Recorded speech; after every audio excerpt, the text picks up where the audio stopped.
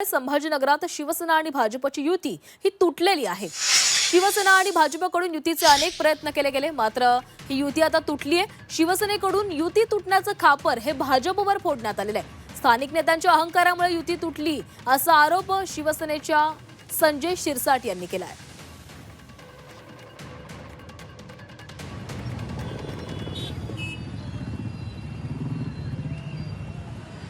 त्यांनी कोणताही प्रस्ताव त्या चुकीच्या दुरुस्त्या केल्या नाहीत आणि नवीन जो प्रस्ताव तो दिलाही नाही। म्हणून आम्ही जे काही आग्रही होतो त्या भूमिकेला त्यांनी तडा दिलाय। स्वतःची ताकद आमची वाढली, आम्ही काही करू शकतो हा जो त्यांच्या मनामध्ये जो काही म्हणजे अहंकार आहे, त्या अहंकाराचा अंत आज शिवसेना भाजपची युती तोडण्यामध्ये झालेली आहे। आम्हाला वाईट वाटतं या गोष्टीचं। युती असावी असा आमचा आग्रह होता, पण तरी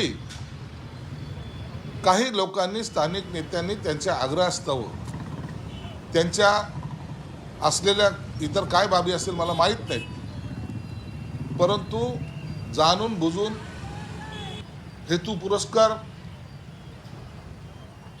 आपल्याला युती तोडायची असा त्यांच्या मनामधला असलेला डाव साधत त्यांनी अखेरला आमच्याबरोबर युती तोडलेली आहे।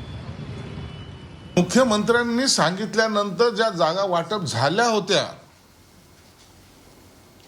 त्या जागेवर सुद्धा सकाळी त्यांनी तिढा निर्माण करणं, याचा अर्थ असा होतो की त्यांना जाणून बुजून युतीमध्ये कुठंतरी ती तुटलीच कशी पाहिजे या पद्धतीने त्याने केलेलं आहे। तुम्हाला खेळवण्याचा प्रयत्न केला पूर्ण, निश्चित खेळवलं गेलं, निश्चित या स्थानिक नेत्यांनी खेळवायचा प्रयत्न केला।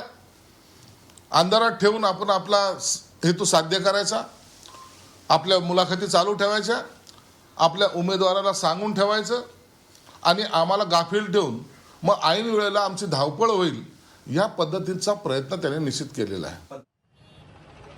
आम्ही भारतीय जनता पार्टीतर्फे परवा रात्री जी चर्चा झाली आणि त्या चर्चेमधून आम्ही 37 सीट त्यांना देतो म्हणून म्हटलं होतं, त्या 37 सीटची यादी आम्ही त्यांना पाठवली। त्यांनी आम्हाला त्याच्यामध्ये कुठल्याही प्रकारचं उत्तर दिलं नाही।